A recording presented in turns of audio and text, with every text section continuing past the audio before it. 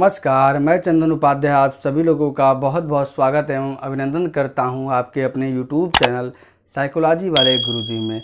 आज हम लोग अपने क्लास में मनोविज्ञान के जिस महत्वपूर्ण टॉपिक के बारे में बात करने वाले हैं वो है मनोविज्ञान की ऐतिहासिक पृष्ठभूमि। किसी भी विषय के बारे में आगे जानने से समझने से पहले ये ज़रूरी होता है कि हम ये जान लें कि उस विषय का इतिहास क्या है, उस विषय की उत्पत्ति क्या है, इसके बारे में हम चर्चा कर लें। तो आज की क्लास में हम लोग जो है मनोविज्ञान की ऐतिहासिक पृष्ठभूमि के बारे में चर्चा करेंगे। इसलिए आप लोग वीडियो को पूरा देखें, क्योंकि YouTube पे हमारा सफ़र नया है लेकिन जो है हमारा अनुभव और ज्ञान पुराना है। तो आइए अपने क्लास को शुरू करते हैं।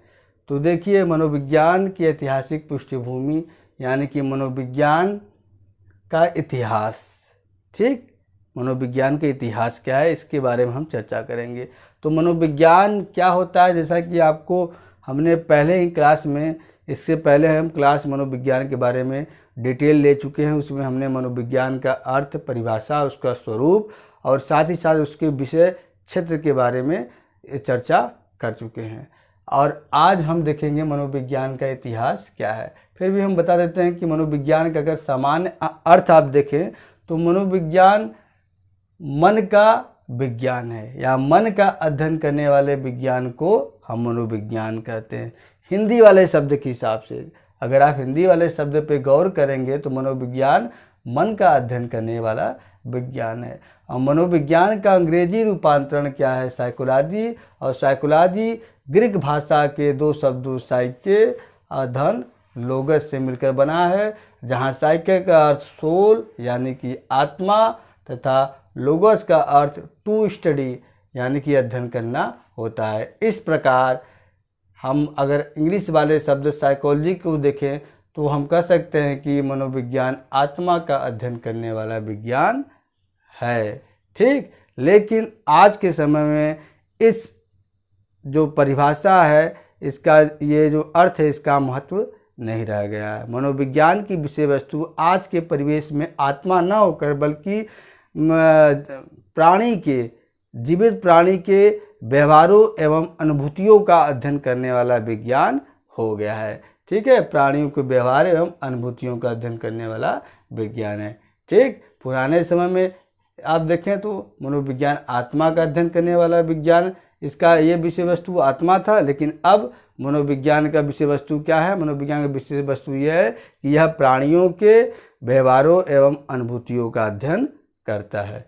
ठीक, अब देख लेते हैं मनोविज्ञान का इतिहास तो बहुत लंबा है, लेकिन फिर भी सुविधा की दृष्टि से इसे हम मुख्य रूप से दो भागों में बांट सकते हैं। पहला पूर्व वैज्ञानिक काल, यानी कि जब मनोविज्ञान को विज्ञान का दर्जा प्राप्त नहीं हुआ था, तो उसके पहले का समय जो है उसे हम क्या कहते हैं, पूर्व वैज्ञानिक काल।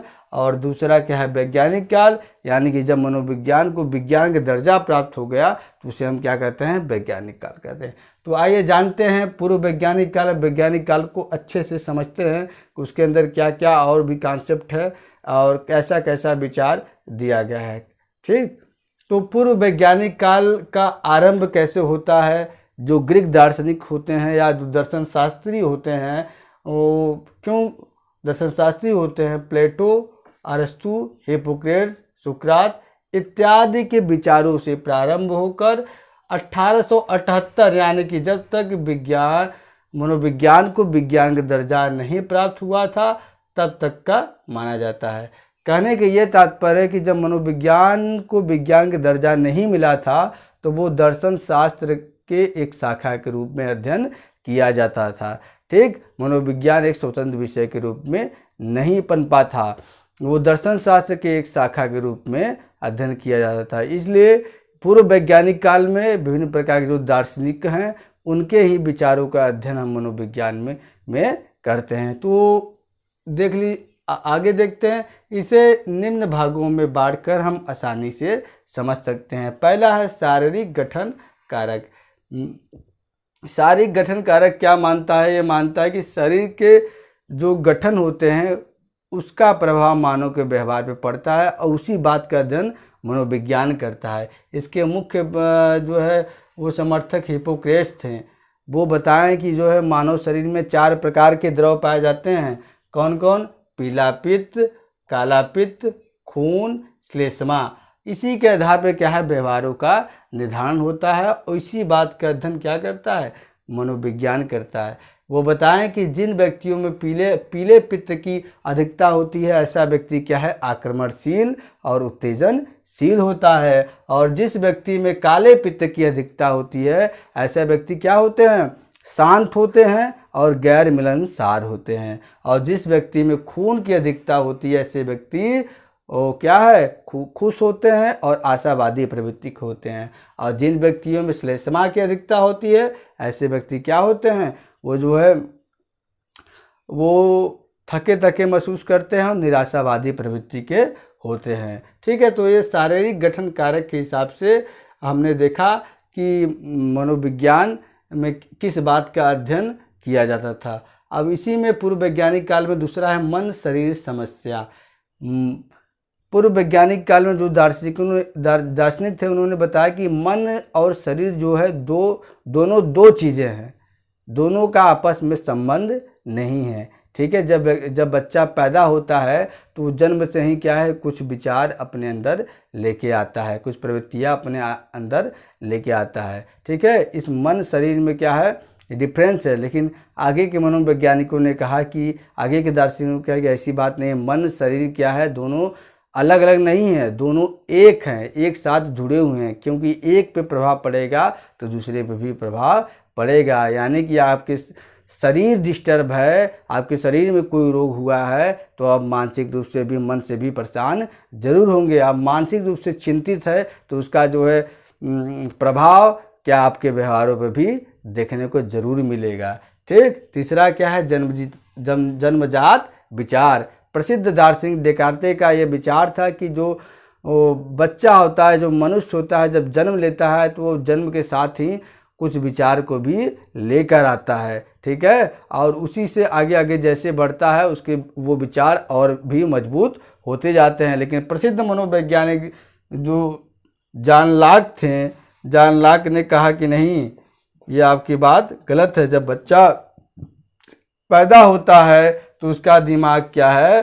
टेबुला रासा होता है। टेबुला रासा, ध्यान रखिएगा, ये जो है बहुत पॉपुलर शब्द है, अक्सर पूछ देता है एग्जाम में, टेबुला रासा। ठीक है, ये जॉन लॉक महोदय थे जिन्होंने कहा कि नहीं है, ये गलत है।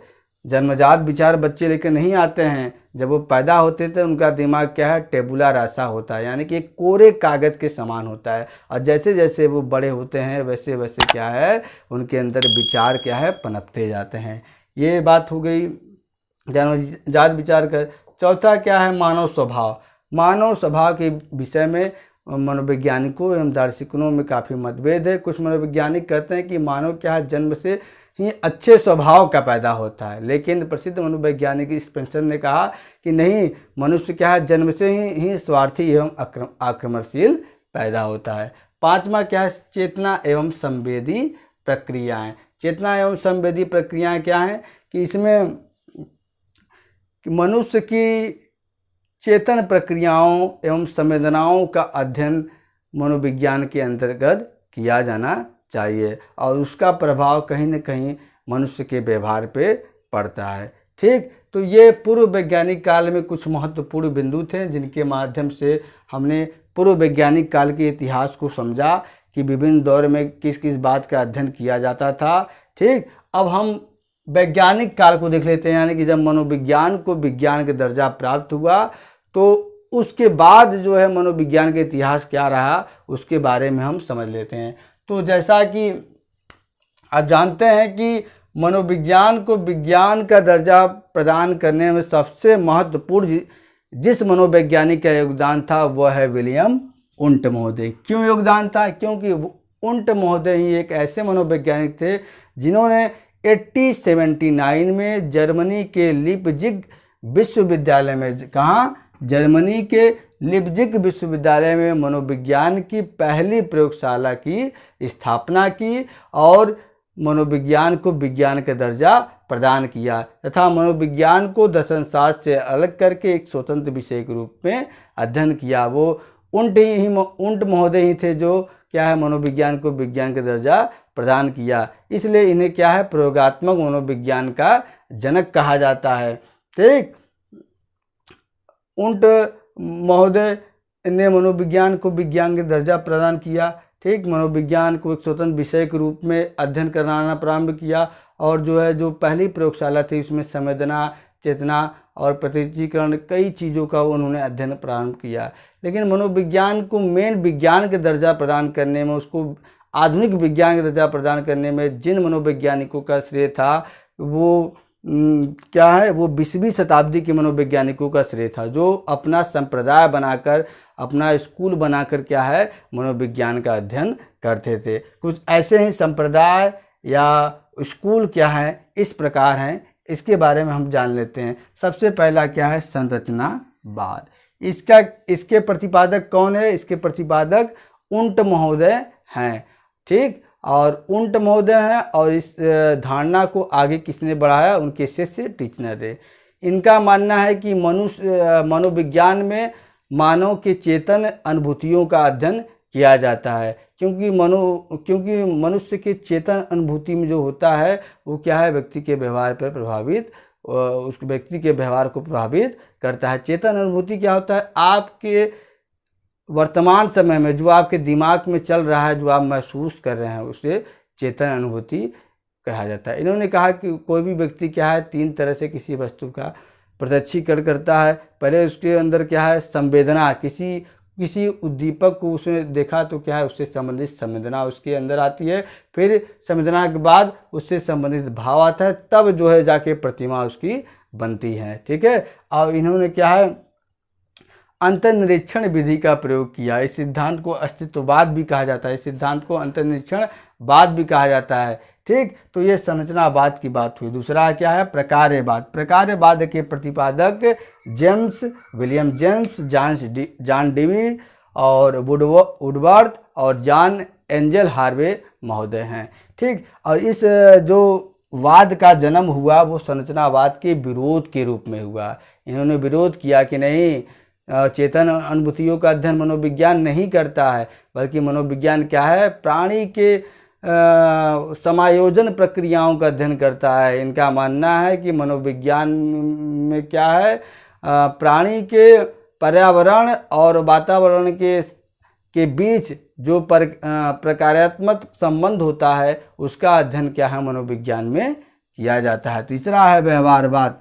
व्यवहारवाद क्या है? व्यवहारवाद के जो है मुख्य प्रतिपादक जेम्स वाटसन को जाता है। ये व्यवहारवाद के प्रतिपादक हैं।